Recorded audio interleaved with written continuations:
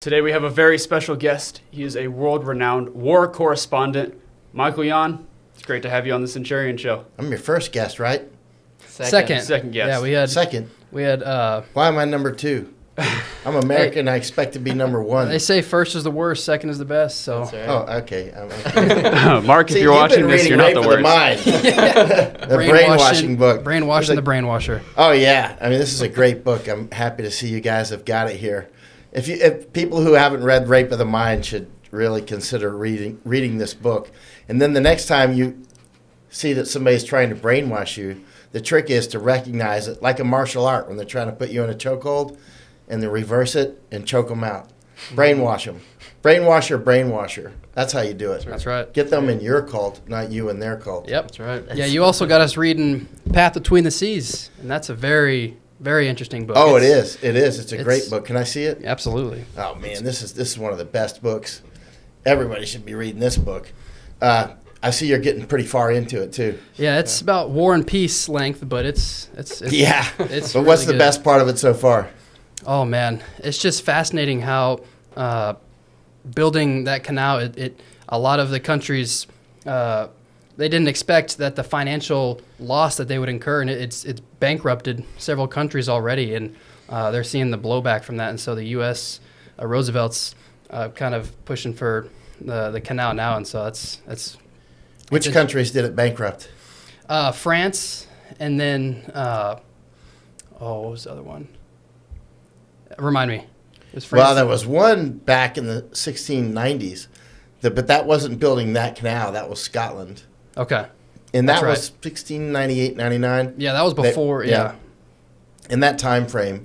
And in fact, they were trying to make a path between the seas, like an actual path between the seas, not a canal.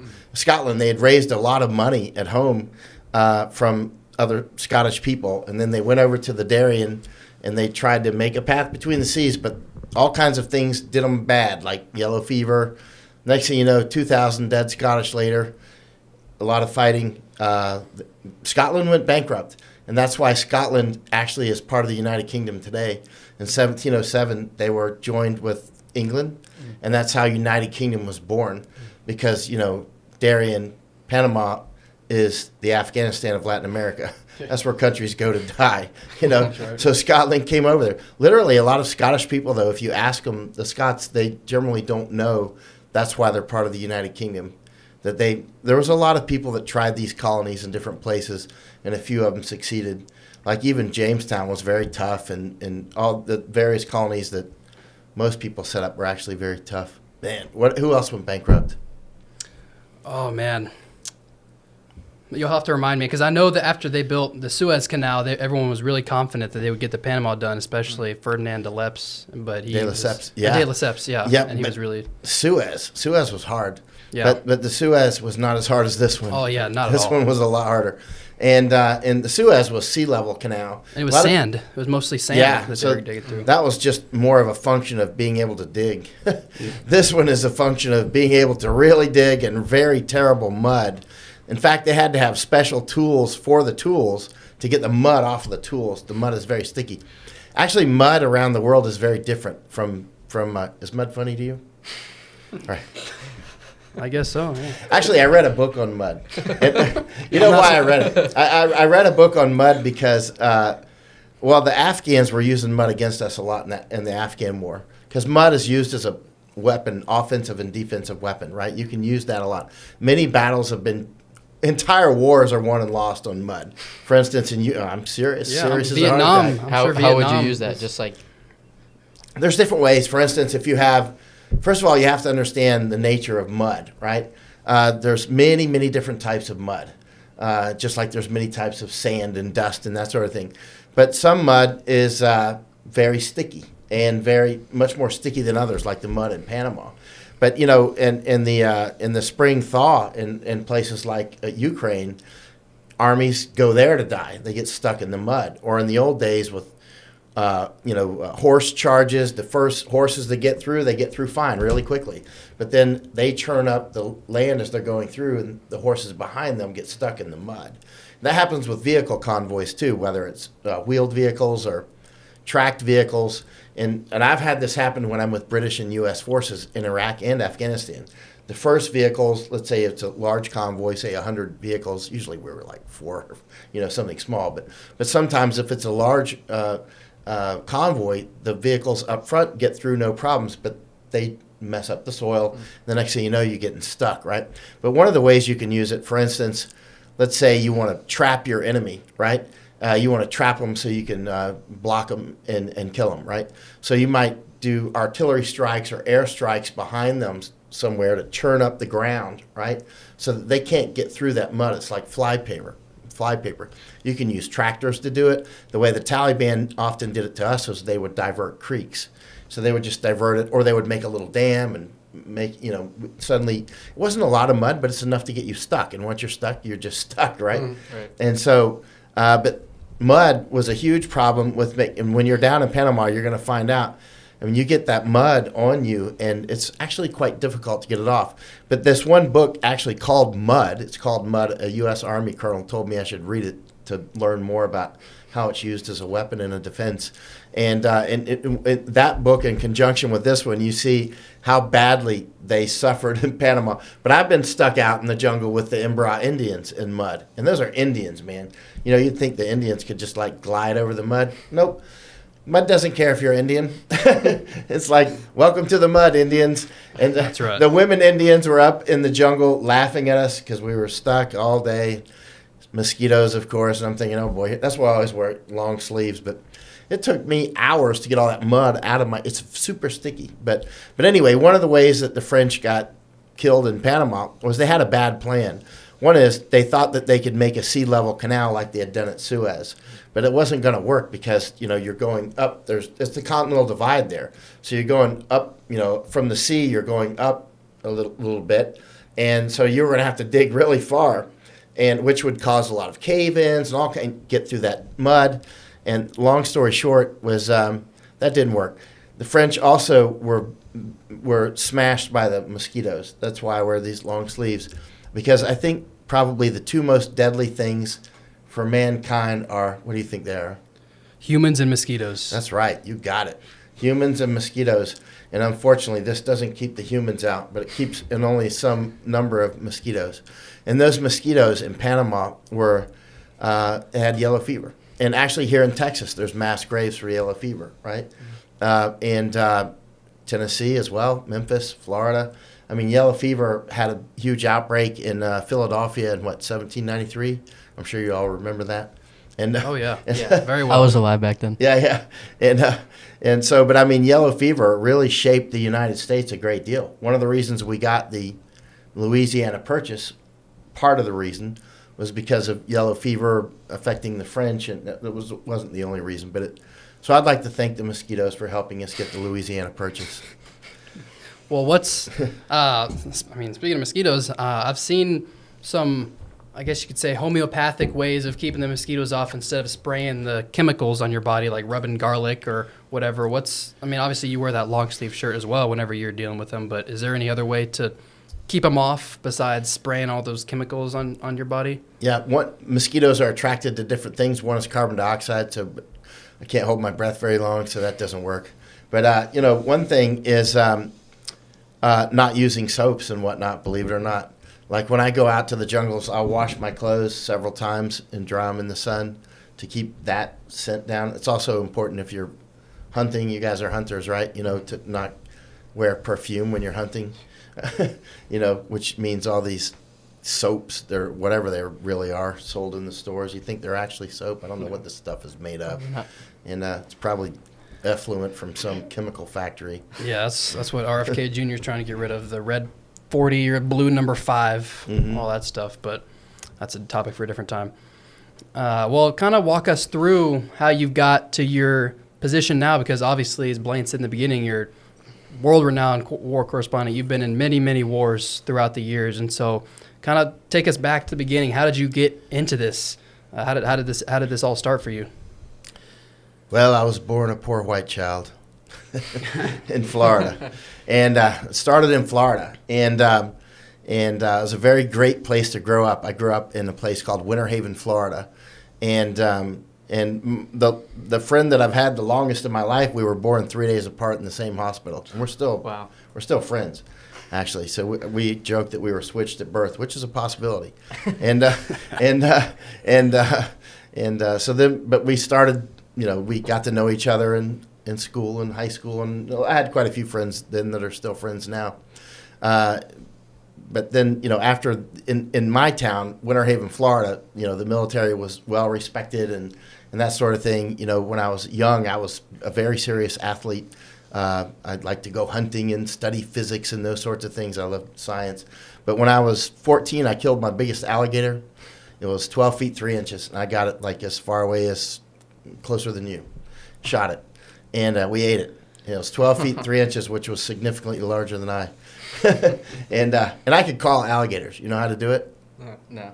It works for crocodiles too. It doesn't work for women. Like they'll come. Wow. They will come. My grandfather taught me. The female alligators will come. It makes women kind of go away. But so that can, like, if there's a young woman coming up to you that you don't want her attention, try that, and she'll leave you alone. Yeah, but that's the sound that babies make when they're in distress. So you'll hear the baby crocodiles and alligators and caiman. They make the same noise, but it'll hurt your voice if you do it too long. So it's better to record it and let that play. And when the gator comes, have dinner. That's smart. Wow, yeah. Anyway, after that, I went to the Army, and that was during the time that Ronald Reagan was in office, and they were doing a huge military buildup. So they were significantly building up the military. And that happened to be right when I showed up. And so they were allowing young people to try out for SEALs and Special Forces and that sort of thing. And I thought about SEALs. Actually, one of my friends, Scott Helvenston, became the youngest Navy SEAL. He went to the Navy. We used to work out together. We used to play football on the same football team. I decided to go Green Berets. Came that close to going SEALs, but you couldn't get a guarantee to go for SEALs, but you could get a guarantee to try for Green Beret. So I went for Green Beret, and I made it. And so at 19, I was a new Green Beret. And Scott at 17. I've said that before, and people say it's a lie, that nobody can make it through SEAL selection at 17 or Green Beret at 19. I'm like, not a lie at all. Scott was the youngest. Takes like 1 minute to look it up. He was a superb athlete. He was later killed in Iraq, actually.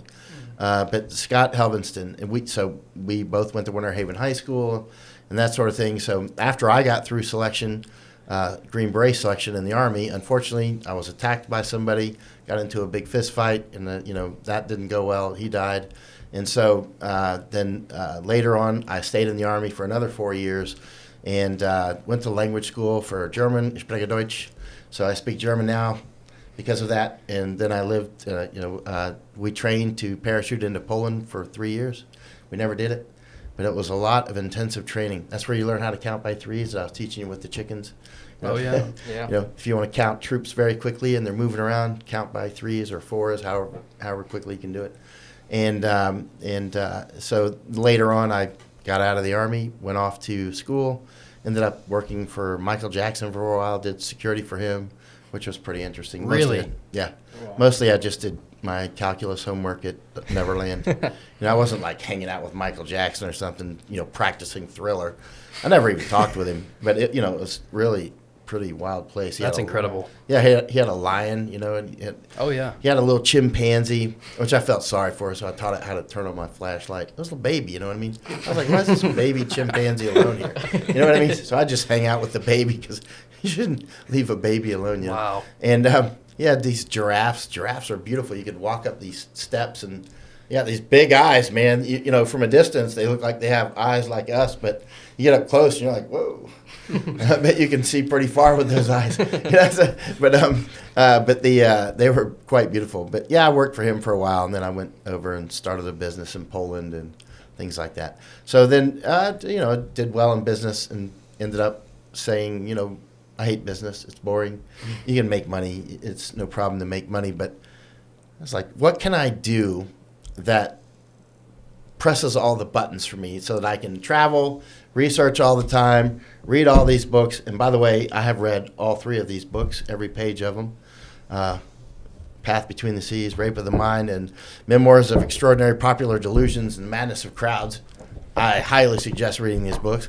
But I've been a bookworm since I was a child, and that has not changed at all. And so I decided the best thing that I could do would probably be to become a writer, because you can make sufficient money being a writer to do interesting things, and also it leaves you free to do what you want to do, to follow your nose, travel the world, and that sort of thing, which I started to do. But the problem was I didn't know how to write. I know how to write English, but I never took a writing class, and I wasn't a very good writer. So it took about 3 years of just writing 7 days a week, and studied on my own. Then I got to the point where people actually wanted my writing, and so they were actually asking for more and more and more. And so my first book was called Danger Close. It was the only book by that title when I came out with it. Now there's more than 20. You can't make up this stuff. So now it's hard to find because there's more than 20 other. Anyway, long story short, I ended up doing just many things. I've written 6 books now on Chinese information war and that sort of thing. But my friend Scott, that became the youngest SEAL. Okay, now we have 9/11, that sort of thing, and I didn't go to the wars in the beginning because I didn't want to go to the wars in the beginning. But a lot of people said that war would be over very quickly. But remember the rules of war. The rules of war prediction. One is wars grow. That's right. Yep. They grow. And that war grew. So in the beginning, Rumsfeld's like, oh, they're just dead enders to the people that kept fighting and that sort of thing. And a lot of people are like, yeah, they're dead enders, Rape of the Mind. They're dead enders. Yes, they're dead enders. But they apparently didn't read this book. The enemy didn't read it, and so they were not impressed. And so they kept fighting, and the war kept picking up, right? So the war did what wars do. It spread, and then it spread uncontrollably. Then we had people coming in from all over the Middle East and North Africa and Europe and other places to fight. The war grew, and it grew, and it grew. And one day, I turn on the TV, and Scott's dead. My friend that I went to, the youngest Navy SEAL, he was working for Blackwater. He was killed with 3 others, and you may remember the people that were hanged off the bridge. One of them was Scott, right? And the next day, one of my Green Beret teammates, Richard Ferguson, was also killed, also in Iraq. And so, again, I was not a war correspondent at this point. I was off in India and that sort of thing. But when they got killed, I stopped what I was doing. I went to their funerals in Colorado and in Florida. Scott was buried in Florida, and Richard Ferguson was buried in Colorado. And the Green Berets in Colorado were saying, you should go to the wars. I'm like, I'm not going to the war. Then all the SEALs at at Scott's funeral in Florida were saying the same thing. The media is, can't trust it, and I already knew that part. And but I wasn't going to go to the war. But another friend that I used to work out with Scott, actually, is a guy named Rodney Morris, and he was at that point a lieutenant colonel in the Army in Iraq. And he kept asking me to go to Iraq, which I did. And long story short, I went in December of 2004, and from there, I want to go where the most combat is. And so at that point, I did it for I spent 2 years in Iraq and 2 in Afghanistan. So I did 4 years in those wars and then some other places. And from there, picked up a lot of skills in the wars and that sort of thing. And here I am, sitting at your table. Awesome. So you've been in Texas for a little bit now. What brought you here? War. Gotcha. I mean, I love Texas, but that's not why I'm here. Absolutely. So what are you seeing right now? Well, the war is actually quite global, so you can't understand this war from a local. I talked with Border Patrol, for instance, at the border. I would say 95%. I've been across the entire U.S. southern border. I would say 95% of them have no idea what's going on.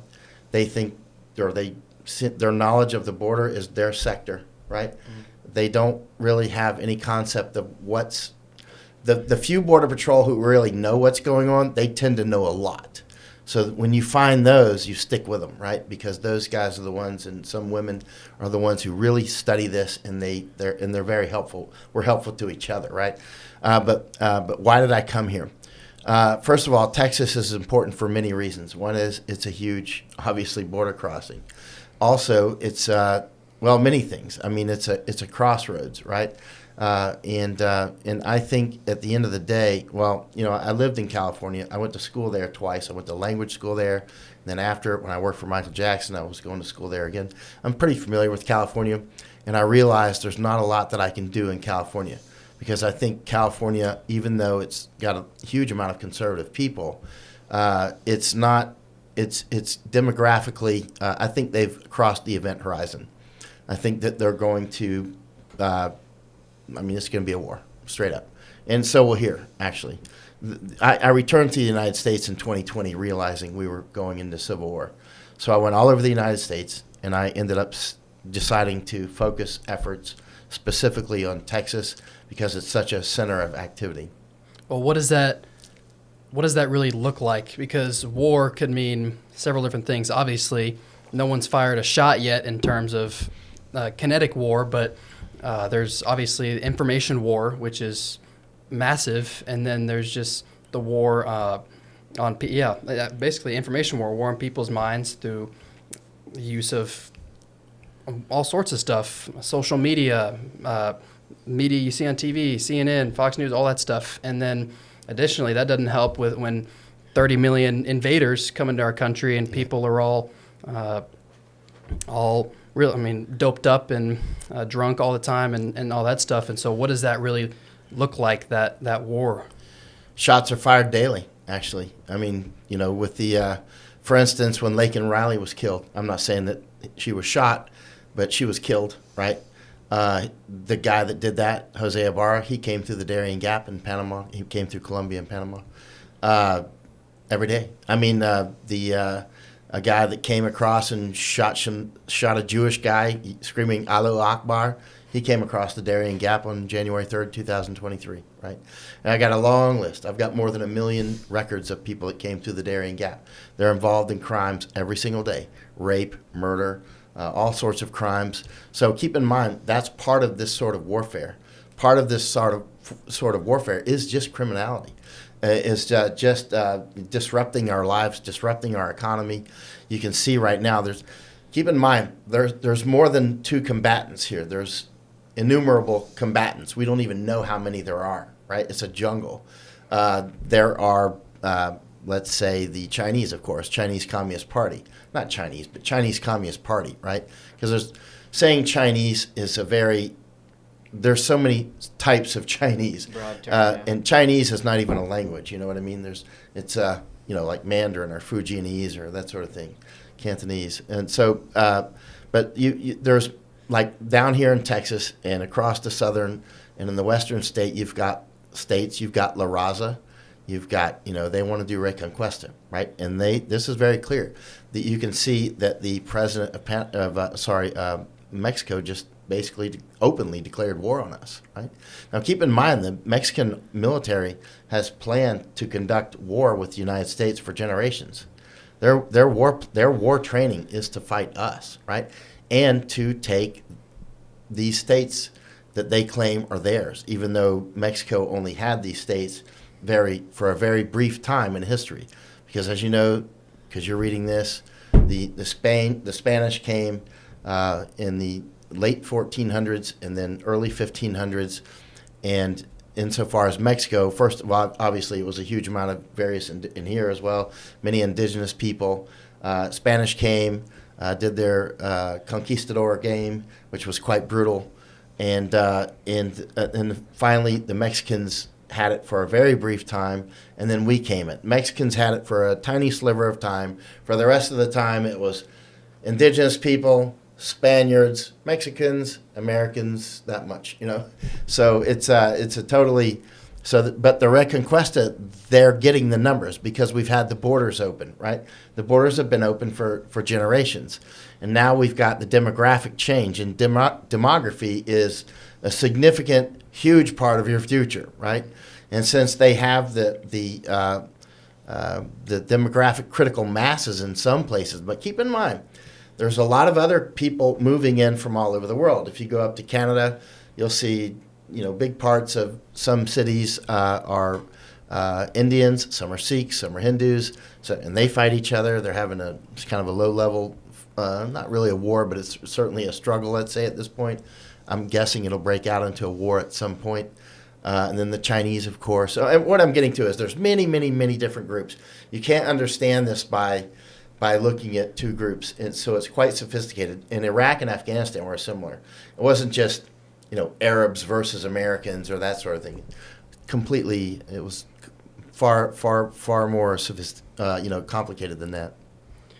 So what do you suggest the average listener do about this war? Depends on who that average listener is. One is, if you're young, start studying, first of all, being mentally prepared to, you're not going to be able to call 911 all the time. You are 911, right? You've got to be able to defend your family and defend yourselves. That's number one, because you are the men, bottom line. How old are you now? 17. Scott Helvenston, my friend, was a Navy SEAL at 17 at your age. So, and that's the way you got to roll. And at 19, I was a Green Beret, right? So, we could certainly defend ourselves on some levels, right? And you need to be able to do that too. And I know that you are working on that intensely, right? And the other young people watching this need to be doing that as well. If they're watching, trashy video games and whatnot, it's time to pull the plug on those and throw them away. We don't have time for that. That's for children. If you're watching this, you're not a child, right? And there's no time for that, right? And so one is to work on your resilience, which means studying night and day. For those who don't speak Spanish, I would start learning to speak Spanish here, right? That's important to understand what's going on around you. When I'm in Panama, I've been learning to speak Spanish. But often, I'm off in Asia, right? I'm off in China or some place like that. So for me, it's a little bit different situation because I'm in so many different countries, because I'm looking at this from a strategic perspective. But if I lived here in Texas, I would be putting significant study into learning to speak Spanish. Yeah, absolutely. So do you have a general time frame for how this is going to happen? And do you think it's going to be more kind of subtle to where you don't see it and all of a sudden it's too late? They're already here. They are already here. Or is it going to be kind of like a battle that just starts one day? You wake up and all of a sudden I'm defending my home. Could be. The thing is that's sort of the spark question is what I call it. What will the spark be? It's really about conditions, right? And the conditions are set over some period of time. In this case, it's been generations. And now we have huge amounts of different players in action. We've had huge amounts of Iranians come through, while right now we're bombing Iran. Now, we'll say, Israel's doing it, but we're obviously behind it, and Israel's being bombed right now as well. And Mexico has just declared war on us, right? So conditions are set. We have a lot of people. We have a lot of Hispanics that are hardcore Americans like we are, very hardcore, and they tend to be really good soldiers. If you look in the Special Operations Forces, you'll see a lot of Hispanic people that are incredibly patriotic to the United States and incredibly serious warriors as well. And then there's others, of course, that want to take this for Mexico. So there's a fight between those of us who are American to the core and those who want to take it for somebody else. The Chinese want to take parts for China, right? And inevitably, some Indians will want to take parts for Indians, right? Inevitably. That's just the way humans are. It's not the way Chinese are. It's not the way so-and-so is. It's the way humans are. If you get a certain mass, you're gonna want to make it yours. Yeah, well, kind of what you've been saying. Something is coming. We don't know exactly what it is, but something is coming. And I've just seen many people and talked to many people who think everything is sunshine and rainbows right now. And I'm sure some of that, as you would probably agree, is due to the psychotropics that people are taking or being distracted on their phones or TVs, video games, whatever. And so, I'm sure, what you're saying is get rid of all the crap that is distracting and prepare yourself, because it is getting very real very fast. It is. And read books and go places and do things like learn how to track, that sort of thing. Anything that gets you outside and active in the sunshine. We don't have time for depression. Don't have time. Often people have come to me, because I did a lot of combat, right? And I don't have any PTSD at all, right? Zero. And people are, especially those I was out with, are curious, why don't you have it? Why? I don't drink alcohol. I don't do drugs. I drink coffee. That's about it. And I probably should cut down on the coffee, right? And I had some tea today, right? So, that's about it. When I would take breaks from the wars, people try to, rape of the mind. One of the attacks on Americans has been to wear us down with drugs, right? To wear us down with drugs and alcohol, whether it's prescription drugs or dope that's coming across the border or that's grown here, and then assign your feelings to you. Oh, you've been to war, you must feel very bad. And I'm like, get out of my face, right? But a lot of people are like, oh, yeah, it was so bad. They want you to cry. You can't imagine how many times people have come to me and like, oh, you can confide in me. I'm like, I can confide. Get out of here. You know what I mean? I don't have time for that crap. You know what I mean? And that what they're trying to do is assign your feelings to you, right? And we don't have time for that. We have, develop your own personality and know a sense of self, right? At first, you have to have a sense of who you are, right? And then you can be a very important member of your family and your friends and your tribe, right? And one thing that's very important to keep in mind, if there's one thing to remember from today, is that cowards are natural traitors. Cowardice contains the germ of treason, right? And I'm not saying, everybody can be afraid of things, right? Except for the most wildest, somebody's missing the gene for fear or something, which could be a problem in and of itself. But being afraid doesn't make you a coward. But some people will instantly cave. As an example, people that won't call invasion, they'll want to call it migration. That's cowardice, actually. They're afraid that they're going to alienate readers. So many times I've heard this, that, I say, why do you call this a migration crisis? There's no migration crisis. That'd be like the Germans calling D-Day a migration crisis while we're parachuting behind enemy lines and blowing them up from the back, right? That's not a migration crisis. We were coming to Germany to kill them, right? And that's what's happening here. We're being invaded so that we can be replaced, and that means dead. That doesn't mean replaced and, you're going to have to just, you're still going to get your one vote. No, it means dead, right? They're coming to kill you and take your women. It's that simple. And some of them say it, right? This is law of the jungle. This is no kidding law of the jungle. I've spent most of my life in 99 countries, right? Most of my life has been out of the United States. I've seen some crazy stuff. Cannibals are still alive out there. I've tracked some down. I've photographed them this close, right?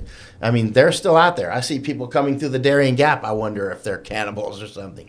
There are people that come through. It's nothing for them. If they see a woman they want, they'll take her right there. That's it. And then they'll wonder why you're upset about it. They're like, well, she showed her ankles. She's free game, right? A lot of these liberals have no idea what's coming. They're like, oh, if I'm nice to him, he'll be nice to me and he'll be and you're dead. It's that simple. You're raped and you're dead. That's simple. That's how real this gets, right? You see it happening across Europe now, right? I've been all across Europe, lived in Europe for 6 years, right? And now you see so many of the Europeans, a lot of them are doped up, just surrendered. They just surrendered, as have many Americans, just surrendered.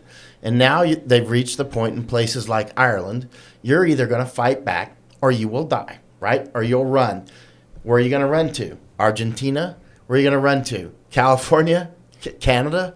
You're not going to run to those places, right? You need to stand your ground where you're at, like the Irish. Now, I went to Ireland and I was talking with some of the Irish leadership there, like Sean Fain, lady, what's that crazy lady's name? Mary Lou McDonald, right? Total purple head, although she didn't have the purple hair. And she was totally, happy and bragging about how many of these invaders that she's bringing in. A lot of people don't realize that the people that are coming in are not coming into a melting pot. They're coming in at a tribal level. We don't have tribes among the core Americans. We don't have tribes. We're just Americans, right? But a lot of these people are coming in, say, from Nigeria. They'll be from one of the tribes, usually like Igbo tribe or Hausa tribe, right? And when they come in, they don't go with other Nigerians. They go with they'll find people from Igbo tribe. And then they'll find people from the sub-tribe. And they have their own laws. The same with Pashtun people from Pakistan and Afghanistan. They have many different tribes within the Pashtun people. They have their own set of laws, right? And they will go by their laws. If they see a woman that's, not modest, they'll take her. And if you don't like it, they'll kill you, right? It's that simple, right? That's their law. And they're pack animals. They don't let's say their firmware will work like ants work, like as a group, gangster style, right? Whereas we tend to not do that. We tend to be, hey, it's all over, let's call the police type thing. They're like, call the police, are you kidding? You call your cousins, right? That's why you see these in Japan. They're letting people in, like Kurdish people. I love Kurds. I've been out with them quite a lot. But at the same time, they shouldn't be in Japan in large numbers. Recently, or about a year and a half ago, I think it was, there was a Kurdish people got into a fight, as they do when they go to drinking. They love to go drinking. They start getting wild Kurds, and so they end up at the hospital. And next thing you know, people from the other family show up, and they had a huge fight inside the hospital, right? And the Japanese are like, what's going on here? Why are these people fighting in our hospitals? We never do that. That's just how they roll. But now they've taken over an entire town in Japan called Kawaguchi, right? So anyway, I'll be quiet and let you guys talk. No, that's really good. That's what we want. Sorry, I know you're going to ask a question real quick. So what are the next steps for the people coming through the border, like the CCP and TDAG gangs, and I know China has 100-year war plan or plus, but what are the next step in their war plan? A great book to understand more about that's called Unrestricted Warfare. It's another important book to read, Unrestricted Warfare. It'll give you some idea about their philosophy and their way of fighting. Now, keep in mind, nobody does genocide quite like the Chinese do. They're totally into genocide. You may have seen an Epic Times article that came out, I think, yesterday, and it talks about the Chinese plan for when they invade. Now, I don't know that this is true, but it sounds total communist Chinese true to me. When their invasion plan in Taiwan includes when they need organ transplants or skin transplants from the fighting or whatever, they're just going to take them from the Taiwanese. That sounds totally how actually the mainland. Wow. Now, even that's not verified, but that is how they roll. That is verified. That's a fact. I've been to Tibet. They genocided that, obviously. There's a great book called Mao's Great Famine, which is probably this big. Or maybe this big. It's smaller. And I would suggest reading it, called Mao's Great Famine. About 50 million Chinese are believed to have died in their famine, 50 million, right? I mean, think about that. That's more than a lot of countries, right? And that was intentional. That was not an accidental famine. The Chinese, when they go hard, they go hard. And they have different gradients of genocide. At the lowest level, they just, like in Hong Kong now, they're just trying to get the Cantonese-speaking Hong Kongers to speak Mandarin and to learn the true history, that sort of thing, and they're just pushing them out of leadership positions. So that's a soft genocide. They're just kind of, you'll become one of us, right? But then there's the hardcore genocide where famine, right? Or just running the Tibetans out to India or California, that sort of thing. And the Chinese are moving in hard, right? And if you read Unrestricted Warfare, and they talk about doing exactly what they're doing, which is moving in and doing things like drug warfare, which is why I go after people like Doper Joe Rogan so much. Because, this many books and about hundreds of times that amount have added up in my mind over many, many years of reading and traveling the world so much. I know how they're going to operate, right? The Chinese are coming in here. They're doing dope farms up in Oklahoma. They're doing them in Maine and in Oregon and California and Washington State.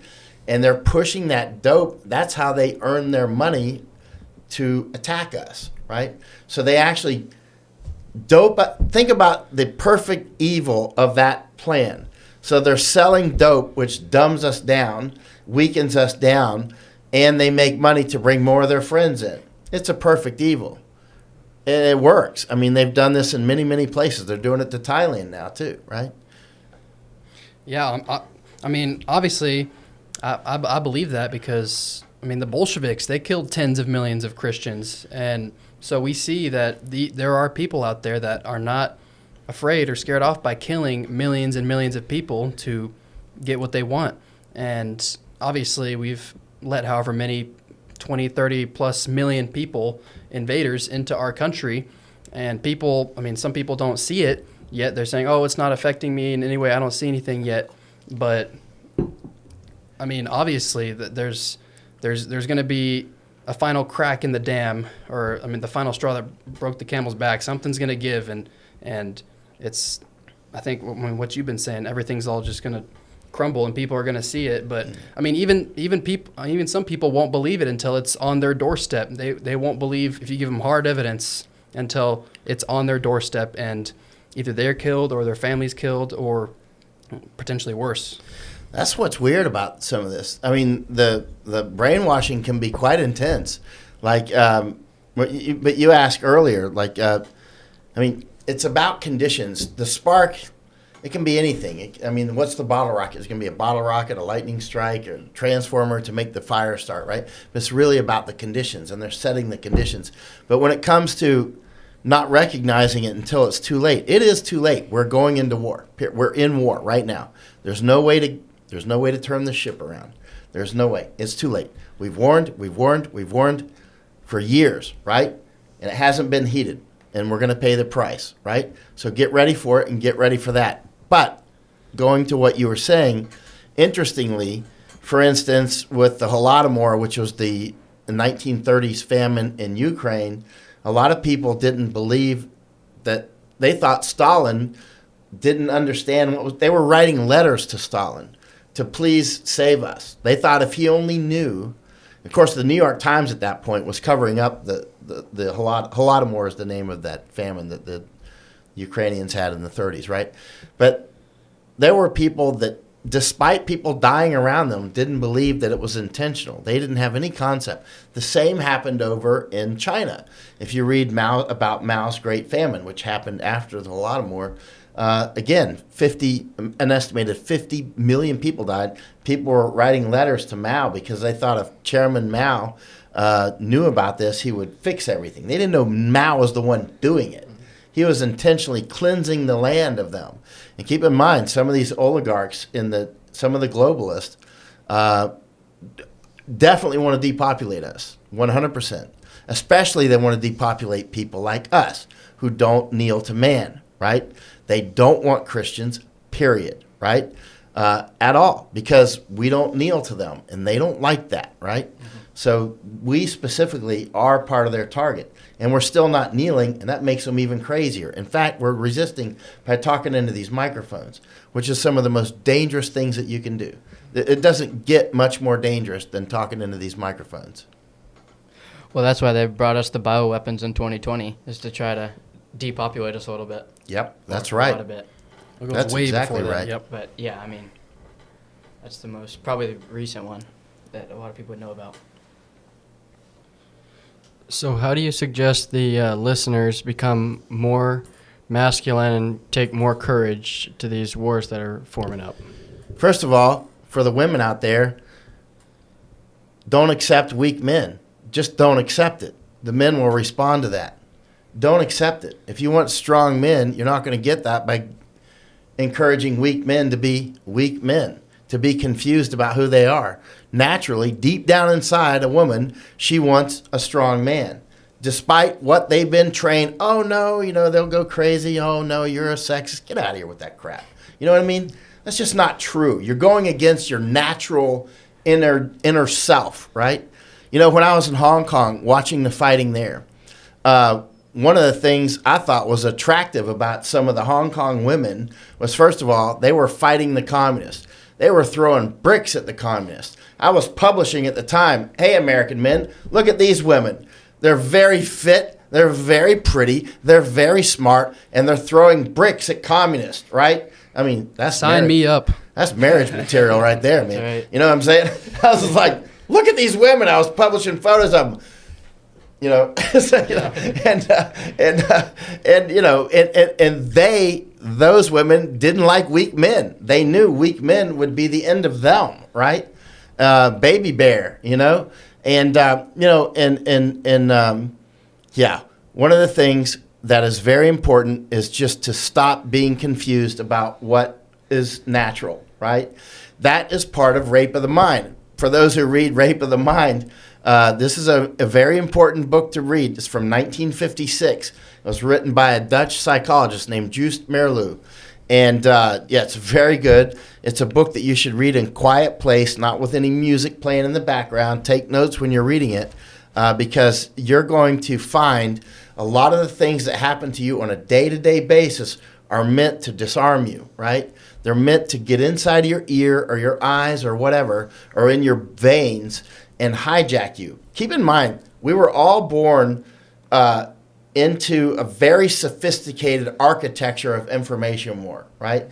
We were all born into, by the time we were born, this stuff was at a state of art and science for centuries, right? So it's not like when I was born, it was different than you. We basically were almost born at the exact same time, you know, historically speaking. You know, we were almost born days apart on that level of talking, right? And these information games have been going on since biblical times, right? And so you'll see, so when you're born, basically like a baby gazelle surrounded by lions, with people that know how to get into you and trap you and make you a slave, and you don't even know it.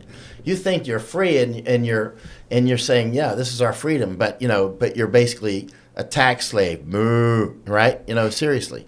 At the end of the day, you end up fiat money and all these things that you already study. I mean, you guys are extraordinary. You guys are already studying all these things, and your mission, obviously, part of your mission is to continue to study more and then plant mustard seeds. I mean, that's what we're doing right now. We're all planting mustard seeds, hoping that others will read books like this and join us on our collective mission to educate and resist against tyranny and bring things back to the natural order. Men being men, women being women, not subordinate. I don't like weak women. I'm Scott Irish. You think I like weak women? I want a woman. If a woman can't shoot a gun, I'm appalled. You know what I mean? I said that in Panama, and it freaked out some of the women. They weren't Panamanian, they were American women. I was like, I'm just saying, I don't like weak women. I like women that can throw some lead down or throw rocks at communists. You know what I mean? Seriously, you know, I mean, it's just, I mean, who has use for a weak woman? So, I mean, but a woman, I want her to be a woman, right? And likewise with my friends, like when I was in Special Forces, I love being around men like that. Hardcore men. They don't want any excuses. I don't want to hear any excuses, right? I mean, when you're around a group of men like that, which you are clearly growing into, I mean, you guys, I can hear the way you guys interact with each other. I mean, you know, you're like a little A-team already. You know what I'm saying? I mean, you know, you get this done, you get that done, you know, and it's good. I mean, it's you know, it's healthy teamwork. And we have to get that going with other people, right? I can tell that you guys expect results from each other. And that's important. You know, second place isn't fine, right? And you need to be able to solve that Rubik's Cube. Well, that is exactly right. I think one of the main downfalls of the U.S. and really around the world is the demasculinization of men and women becoming more masculized, or feminism, whatever. And it's the women that are coming up to meet men, and men are being taken down to the level of women. And that's not how God created us. We each serve our individual roles, and that has been really shattered through the last several decades especially. And it's it's not good. It's caused a lot of bad things to happen, and if it's left unchecked, it won't be good. And so that's exactly spot on. A strong woman and a strong man it's not 1 + 1 = 2. It's like 1 + 1 = 5, right? And you like Masako, my wife, and together we're a great team. I met her in a riot, right? Like no kidding, in a riot. I'm not joking. We've been to the jungle so much and the dairy, and we've been all over the place. In the last 4 years, we've been in 30 countries together, right? And but sometimes I'm like, hey, I need to borrow your intuition, because she sees things in ways that I don't, and it's very valuable to our teamwork, right? And sometimes she needs my experience. Sometimes I need her intuition, but together it's very powerful. So when you have a mate like that, oh man, that's it. That's the way we were made to be. We weren't made to be running around, chasing 20 women or some crap like that, right? Find the right one, stick with her. Amen. That's right. Are you in shock? I am. That's Yeah. a lot of really good information. No, it's- I think it's a lot of really that too is the devil infiltrating a lot of this stuff and just prying open that stuff and turning what God made for good into evil. And that's a big part of this war, is a spiritual war. And so I think that's It's all about this, man. Yep. Our enemies hate God. That's right. I mean, that's it. They want you on your knees to man, right? And no.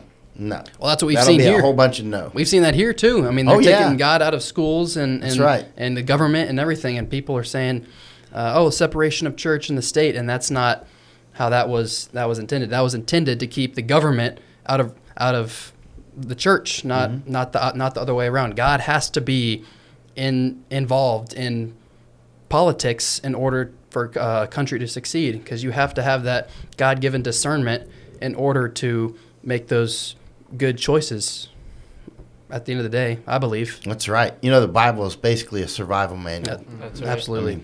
It's our life manual. You look through there. At one point years ago, maybe 4 years ago, I was doing an interview, and I was talking about pandemic, famine, war, how these things go together. Like if you get a big war, you'll always get pandemic and famine. If you get a big famine, you'll get war, and anyway, it's a triangle, right? And at one point she said, you talk about that. She was calling in, and she was not a call-in. She was calling in, and she said, you talk about that as if you made it up. And I said, I did. And she goes, proudly. She said, no, it's in the Bible. And I was like, well, if you're going to plagiarize, go big. That's like, I probably got it from there and didn't remember that's where I got it from. Source, but it's in the Bible, straight up. I mean, all these things that you might think that is new, it's all old, right. And a lot of it's in the Bible or in books that are in that time frame. There's really nothing new under the sun. Pretty wild, actually, when you think about it. I mean, you think about it, they were having the same thoughts that we had way back then, and still wondering what causes yellow fever then. Now we know.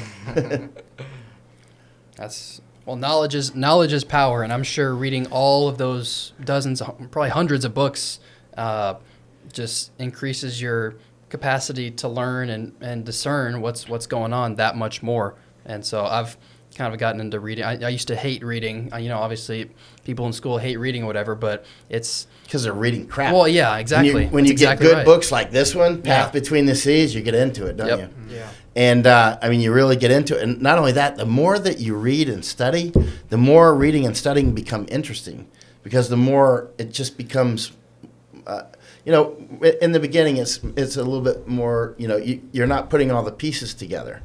But, like when you read these two books in conjunction with each other, The Memoirs of Extraordinary Popular Delusions and the Madness of Crowds. This book is from 1841, right? And this book talks about people that went plumb crazy for tulips, right? They would buy a tulip for the price of a house, right, in Netherlands. In Netherlands. I mean, the Dutch were known to be the people that were the most discerning, right? They're the ones who were, just always calm in the face of anything financial or whatever, and then they went completely crazy with the tulips.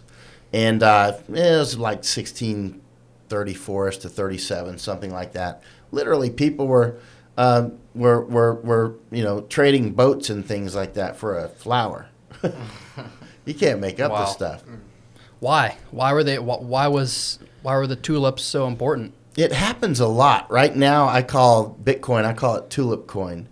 And the reason I call it that, and don't get me wrong, and some people will automatically say, well, you don't understand how it works. Well, actually, maybe I do. I first got Bitcoin in 2013, right? I still got some, right? So it's not like, but I do think it's going to collapse. I think it's going to collapse. I think it's a fraud, ultimately, right? Remember, in the beginning, it was sold as, let's start with Rape of the Mind and Popular Delusions. These are great books. I've read them both and a lot more. I've written 3 books on Chinese information war, right? But they're only in Japanese. So information war is something not only do I study, I do it, right? I actually do it in action. You see the president of Panama ran on a platform of closing the Darien Gap. It was me and my team that made that happen, right? You see that the lawsuits for Colony Ridge over in Texas, north of Houston, that was my team that set conditions for that, right? We actually do information war. And we get out there and we mix it up, right? So when I'm looking at Bitcoin and those sort of things, and I'm just seeing a mega scam, right? Insofar as, okay, let's go to the beginning. First of all, we know we want to get rid of fiat money. That's why we're stuck with it. But that's why you're using, I see this gold back for your, this is it's not a dollar, but it's a gold back. Health Ranger gave that to me. Yeah, he's great, isn't he? Mike Adams, Health awesome. Ranger. I got some of these too. I use them just the way you use them as bookmarks. But the fiat money, obviously, if you read The Creature from Jekyll Island, it talks about how we got into this fiat money system. And that in and of itself is a huge architecture of fraud. One of the largest frauds ever committed on man is fiat money, right? And it's absolutely tremendous. So we've wanted to get out of fiat money in various ways for generations, but we just keep getting deeper into it. So they come up with the idea of this crypto, which is a great idea actually, which of course man got a hold of it, and so they make up this Japanese guy, and I keep meeting people that go, well, I know who Satoshi is, right? Everybody knows who he is, right? Do you know who he is? Everybody's like, I think I know who he is.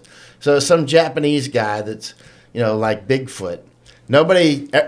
You wouldn't believe how many people are going, I know who he is, actually. I'm like, okay, let's go talk with him, right? You guys' phone number? Why don't we call him up right now? You got to be careful telling me you know somebody is. You know what I'm saying? Because I'll actually let's go. Let's get on an airplane. I'll pay for the ticket, right? You know what I mean? And don't be making these vacant statements. So, but if I were going to design an information war based on trust, there's nobody in the world trusted more than Japanese, right? And so I would pick a Japanese that nobody can audit. So he's some guy that's a Japanese guy, and he invented this stuff, and he's Bigfoot, and everybody knows who he is, but nobody knows who he is. Okay, that's a fraud, man. Just get over it.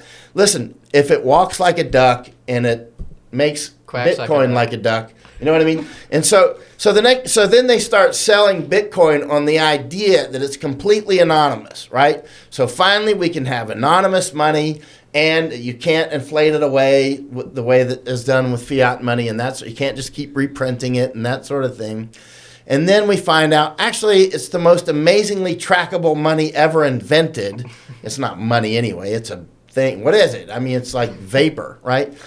So it's the most, it is incredibly trackable, Bitcoin is. So then when finally the masters of Bitcoin, keep in mind, in the last week, I've been with some very serious Bitcoin people, right? People that are really big into Bitcoin. And I'm sitting there going, I don't believe it. And I keep telling them, read this book. And, the Memoirs of Extraordinary Popular Delusions. And read the tulip part in the Mississippi Scheme, right? So finally, when they're confronted with it is easily trackable, and we all know that now, but they keep doubling down. It's very emotional. Anytime something like that is very emotional, and you just, it has to be true. At the end of the day, I'm going to make my prediction. It's going to be like Tulip Mania, but it's going to be, whereas Tulip Mania was on the mega level, this is beyond giga level. This will be like Terra level, $1 trillion level fraud, right? In the trillions. And it'll be you see people now like Michael Saylor encouraging people to sell their gold, to mortgage their homes. You got to be out of your mind to mortgage your home to buy into some vapor, right? But very smart people, their response will be, the same type of people that said, hey, I'm a scientist and you should take the jab. And he's dead.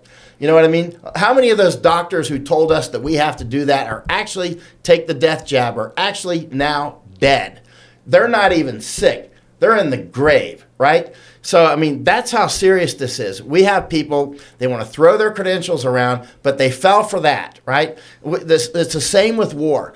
The people that are pushing, we got to go to war with Iran, let's go get Iran. That's the same clown show that said we got to go to war with Russia, and now Ukraine is essentially destroyed. While people like me were like, don't do it. It's a huge error. Likewise with Gaza. They're like, we'll clean up Gaza in a week. Nope, still bogged down, right? Meanwhile, Mexico's declared war on us, actually declared war on us. We're still the people are making babies every day, right? Every hour of the day. So we're being invaded from within the border at this point, right?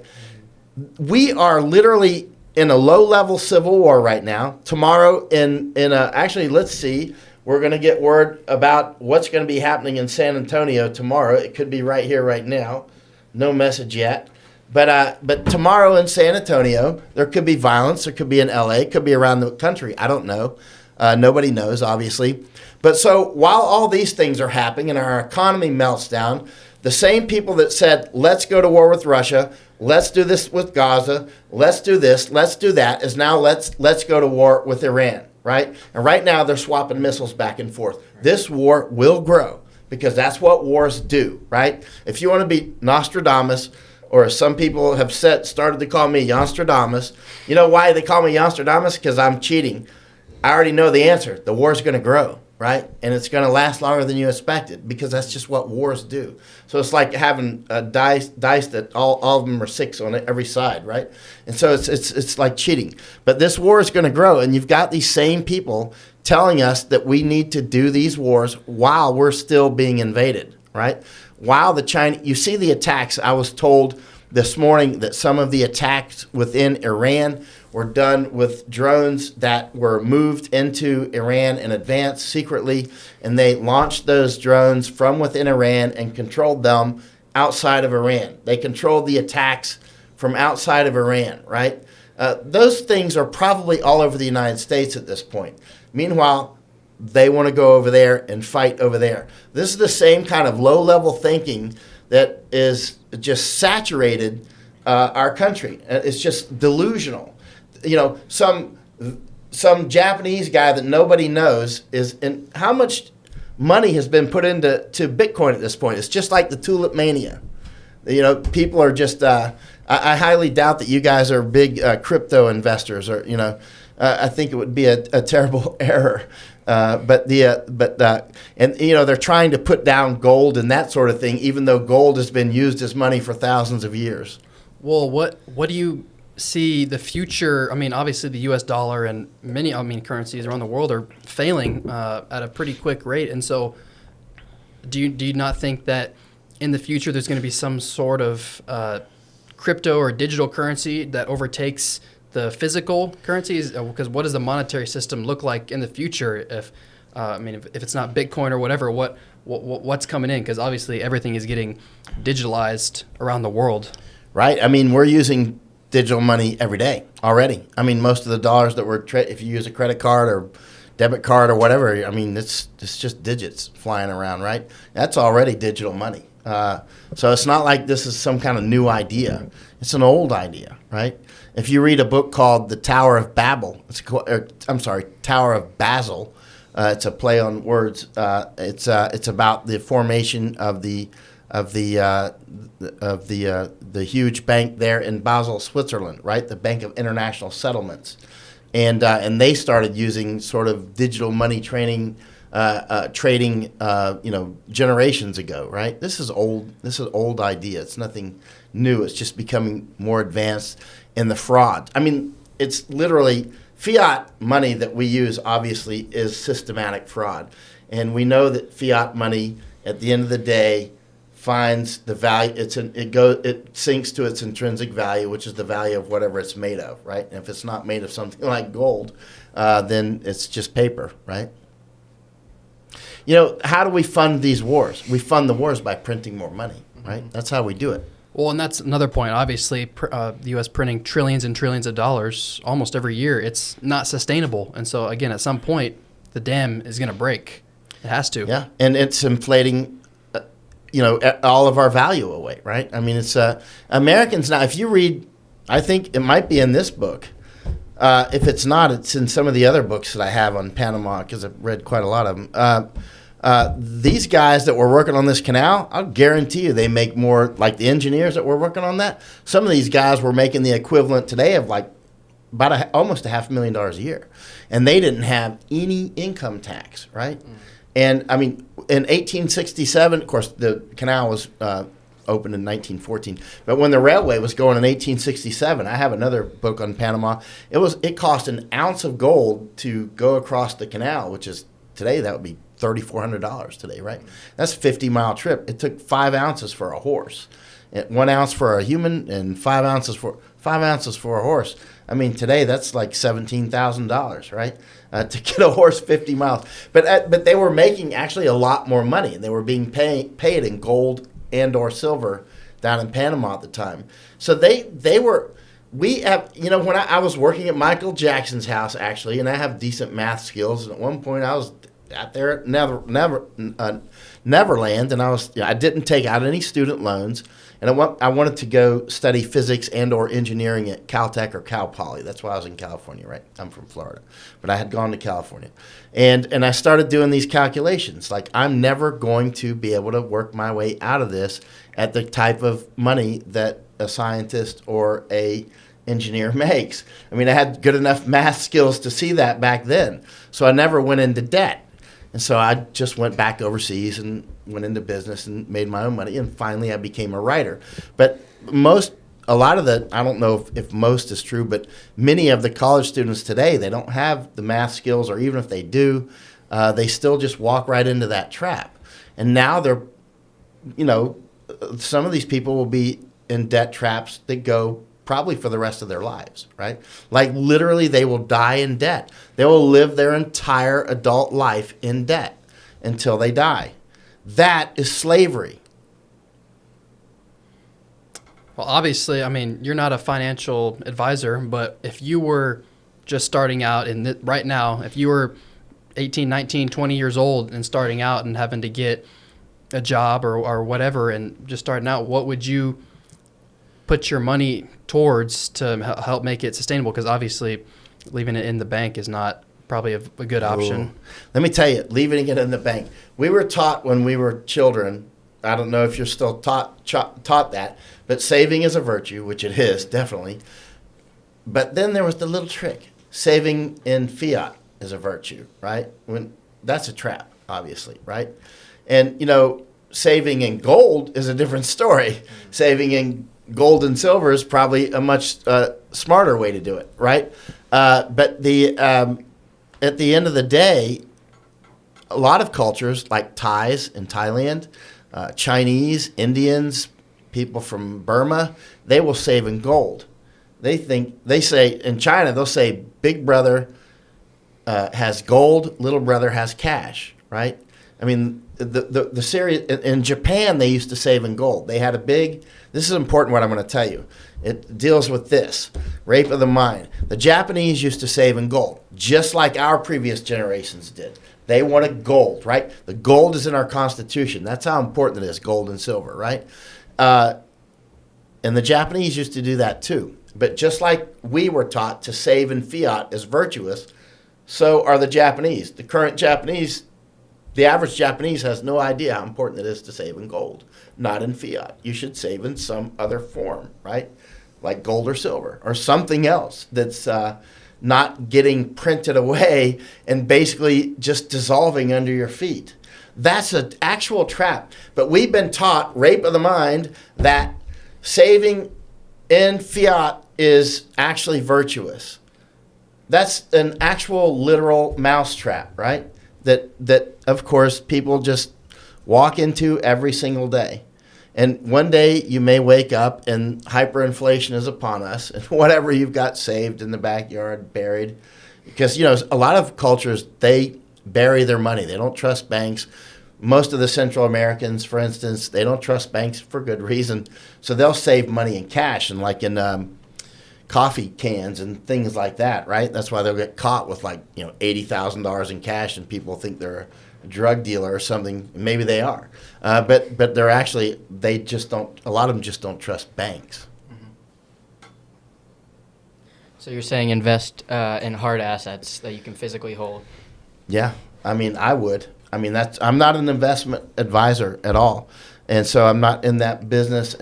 But I can say one thing is certain: saving in fiat is an error in.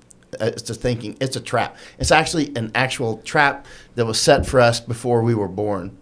Well, I'm sure if you read the history too, by reading all those books, you just start to notice those patterns, and so that's probably all the more important reason to start reading these serious books, because that equips you with the knowledge of knowing that this fiat currency is not viable and not going to sustain itself. And so you put your stuff, gold, silver, that has all lasted through the rises and downfalls of many monetary systems around the world throughout the centuries and millennia. And so, I mean, now especially, I think it would be good with ammo or land. I mean, you really can't go wrong with any of that, I think. Again, I'm not an investment advisor either. But some people say there's more precious metals than silver and gold, right? Some people say there's things like lead and brass. So it depends on what country you're in, obviously, whether that would hold true. Food is another one. Oh yeah, food definitely, and obviously. We're going to go through some rough times. And the last thing that you want, things could happen this weekend. The war is totally on with Iran and Israel right now. You never know when something's going to cack off in a big way, and we have no electricity, right? At that point, if the electricity stays out for some sufficient amount of time, it's going to be Planet of the Apes, right? And that'll be very quickly. And the last thing that you want, every time there's a electrical outage or something, you don't want to have to run to the store. Mm-hmm. So you need at least enough to go through the surge protection. The minor stuff can be just, I saw a U.S. general just a couple of months ago. He said, yeah, I don't want to be one of those prepper types or whatever, but or I don't want to sound like that. But everybody should have a couple days of food. I'm like, who is this clown? How do you even get to wear any uniform with that? He literally was talking about a couple of days. I mean, well, that just shows you. I mean, that just shows you both the incompetence and like the willingness. And I mean, it's to me, a couple of months is a joke. Oh. You know what I mean? It's nothing. It's simple for people to save a year's worth of food. It's not expensive if you do your homework and set this up over time, right? Or even more, right? It's a week's worth of food is a joke. I mean, that's like you're not even in the game. You need to be talking at a minimum many months, right? Because if we get into a serious situation, and we almost certainly will, you need to be prepared to not have to go out and forage and fight with everybody in Planet of the Apesville, and you need to defend yourself, right? And that means communications, obviously. People need radios. They need comms plans that they actually practice. You need to actually practice those comms plans to make sure that you can raise the people around, because accurate information is one of your most important 24-karat information, people that you trust, people that you know, hey, when that guy tells me something, yeah, this street's clear, yes, it's clear. This street's not clear, okay, I better not go that direction, right? Little things like drones that you can take a look around, quickly and take a look around your neighborhood. But communications, your tribe, getting to know everybody, being able to do things like canning with, it's interesting, I had a friend, at his church, he was taking inventory of all the skills of the people, right? And like all the skills. There's a lot. Did you hear something? I see everybody looked.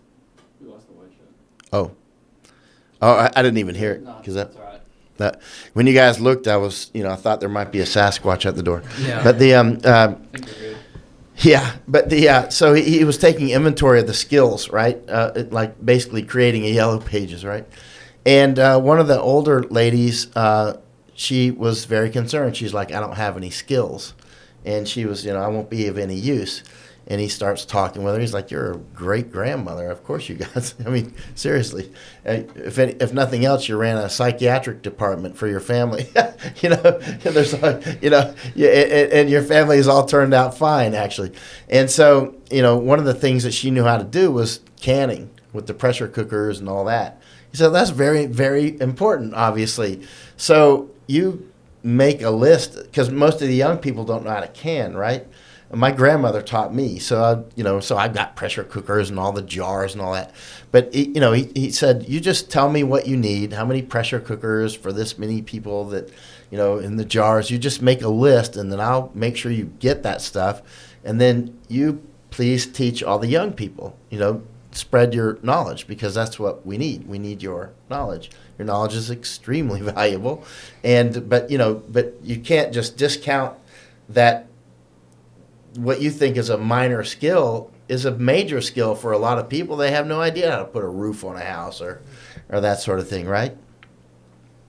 Yeah. So obviously what's going on in Israel, Iran, and Russia, Ukraine, given your experience and your knowledge on war, how do you see that unfolding in the years to come? And does America get dragged in with Israel and Iran? Obviously, we're neck deep. Well, yeah, that's kind of what I'm meeting. AIPAC and everything, they've kind of bought off most of the Congress and beyond. But do you see like the war going kinetic here in the States from? Absolutely. I don't see how we're not going to, actually. The war, first of all these things that we're looking at, like Panama, what's happening in the Caribbean, what's happening with Venezuela, Guyana, so many things. It's all related. Like the Houthis shutting Bab al-Mandeb. There's 7 major naval choke points in the world, one of which, the most important of which for us, is Panama Canal, right? And then another one that's the most important it's extremely important for us, but especially for Europe, would be Suez, right? And the Bab al-Mandeb, which the Houthis cleverly closed. And it's open now to my knowledge, but they could easily close it again. And then, of course, the Strait of Hormuz, which could be closed at any moment. I'd be surprised if it remains open for another week. I'd be very surprised. I mean, that would have devastating effects on countries like in Europe and potentially Japan, right? This is very serious. I've been warning Japanese leadership for years. That's why I wrote those 3 books on Chinese information war that are only in Japanese. Japan can be put into a famine, right? And I know people are like, that's impossible. They're so rich. You can't eat that money, right? And Japan doesn't grow enough food, just period. And they can be cut off by sea, right? And if the war kicks off with Taiwan, which eventually it probably will, that will directly affect Japan immediately, right? There's, long story short, if you guys want to go to Japan, I'll give you the tour and you'll realize why I say these things, and then it'll become actually so obvious, right? It's very obvious. These are things that our ancestors knew about in the mid-1800s. They were very, like Commodore Matthew Perry was one that did a lot of reconnaissance over there, and the United States was expanding into that region way back then, 170 years ago, right? And now we're obviously our interests are combined with all of our partners. You can see, though, if the Panama Canal were shut and if the Suez were shut, and then it doesn't matter if Bab al-Mandeb, so much of the Suez is shut, but you can shut the Suez by shutting Bab al-Mandeb, and the Strait of Hormuz is shut. I mean, that's going to be devastating. I don't know what the actual effects would be. but it will be something very serious. And especially if that would then potentially spread and you see other closures like Turkish Straits or even maybe somebody would get crazy and shut the Strait of Malacca, because there are people that want to see us go into global famines, right? If I wanted to create global famines, I would shut off a lot of the natural gas that's already shut now, like Nord Stream and Groningen gas fields. I'd do some of those things and more. I would add more to that. And I would shut, like, Panama Canal for some period of time, Suez, Strait of Hormuz, Turkish Straits, Danish Straits, Strait of Gibraltar, of course, Strait of Malacca. I would shut those things down. Even for a few months, that would be devastating. There would be huge famines, right? Then they would get what they want, a lot of HOP, human osmotic pressure, which is the push and the pull of migration, right? We would be absolutely flooded into the United States, unless you're willing to get to the border and stop playing around over with Iran and playing around with Israel, pretending they're our great partners, and playing around with Russia, right? We have to take care of our own cancer, and we have been invaded, and it's clear that our enemies wish us to be fully and finally invaded the way it's already happened to countries like Sweden. Luxembourg is about 50%, like 50% aliens now. If you go to Luxembourg, yeah, it's done. Wow. It's cooked. There's no way that it will recover. It's demographically cooked. It's you're just not going to undo that, right? Likewise, it's coming to Ireland and England. I went to that giant mosque in London with Andy No and Masako Ganaha. We went into that together. Look, they call it London Stand now, right? And it is. I mean, they're not saying that without cause. There's a lady in Fredericksburg, Texas, named Carol. She's got a museum. I was in it recently buying old books, and she is buying property from old churches across Europe that are going basically out of business because of the march of Islam across Europe. So she's basically, as Laura Logan told me, for those who know Laura Logan, she's a very famous war correspondent. I took her to the Darien Gap recently, a very serious woman. But Laura told me her friend owns that museum.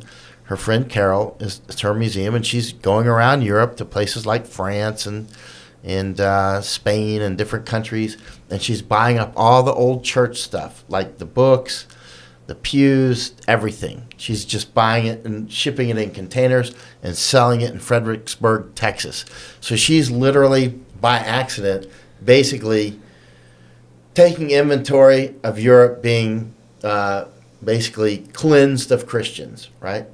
That's what's happening. Keep in mind, our so-called allies in Israel, they bombed Christians heavily in Gaza, right?